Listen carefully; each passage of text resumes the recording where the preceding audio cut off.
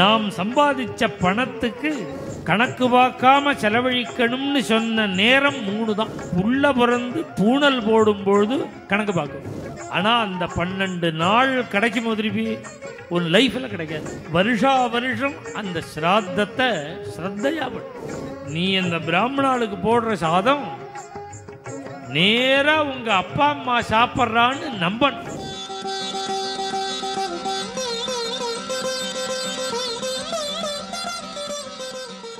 சம்பாதிதஸ்ய வித்தஸ்ய விரயகாலாக த்ரயஸ்மிருதா.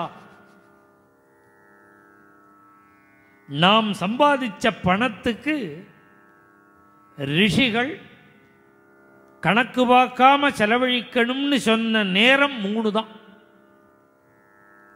இந்த 3 தான் நீ கணக்கே பார்க்கக்கூடாது.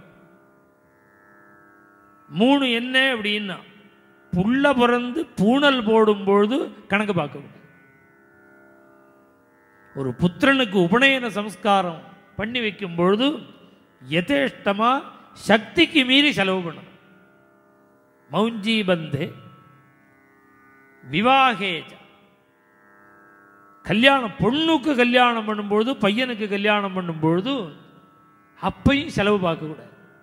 நிறையா செலவு பண்ணணும், தர்மம் நிறையா பண்ணணும்.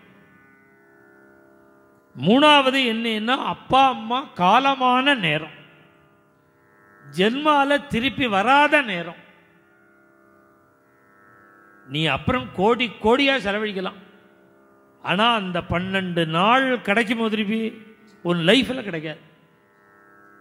அதனால செலவு பார்க்காம கணக்கு பார்க்காம செலவு பண்ண வேண்டிய காலங்கிறது அப்பா அம்மா காலமான சந்தர்ப்பம்.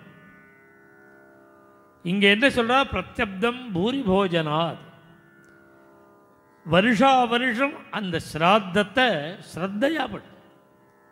ஸ்ரத்தையா கிரியமானம் கர்மா. ஸ்ராத்தம்னு ஏன் பேர் வந்ததுன்னா ஸ்ரத்தையா பண்ணு. ஸ்ரத்தைன்னா என்னன்னா நம்பிக்கை. நீ அந்த பிராமணாளுக்கு போடுற சாதம் நேராக உங்கள் அப்பா அம்மா சாப்பிட்றான்னு நம்பணும். இதான் ஸ்ராத்தம். ஸ்ரத்தைன்னா நம்பிக்கைக்கு தான் ஸ்ரத்தேன்னு. அது குலதர்மப்படி அவரவர்களுடைய குலத்தில் எந்தெந்த ரீதியில் பண்ணுறாலோ அப்படி அதில் விஸ்வாசம் இருக்கு. பிரத்யப்தம் பூரி போஜனா.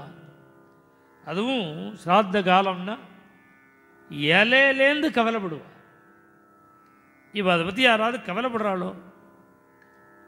அந்த மாமியெல்லாம் இப்போ ஏதோ மாமியெல்லாம் தான் சமைச்சுன்னு இருக்கா.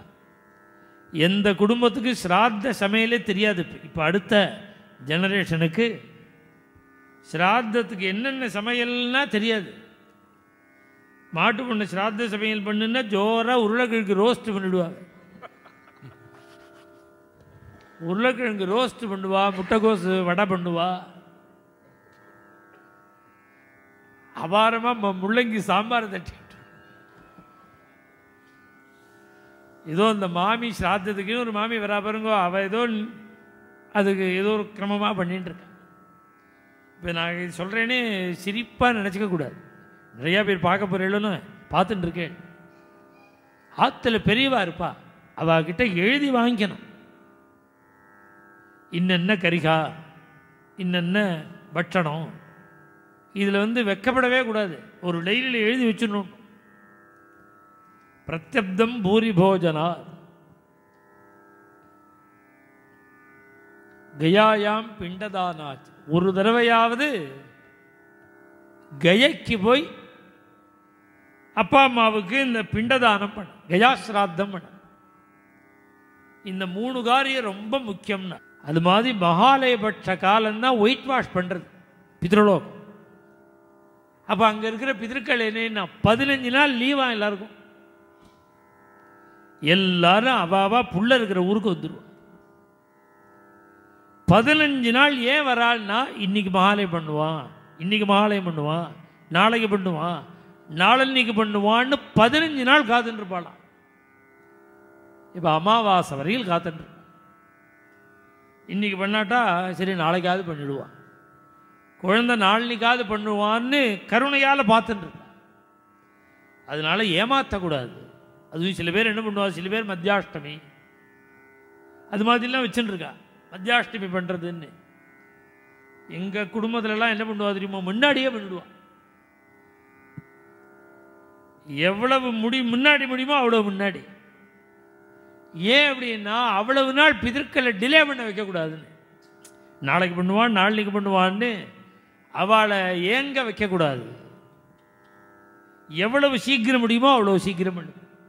மேலும் இது போன்ற சிறப்பான நிகழ்ச்சிகளை காண இப்போவே லைக் பண்ணுங்க, ஷேர் பண்ணுங்க, மறக்காம சப்ஸ்கிரைப் பண்ணுங்க.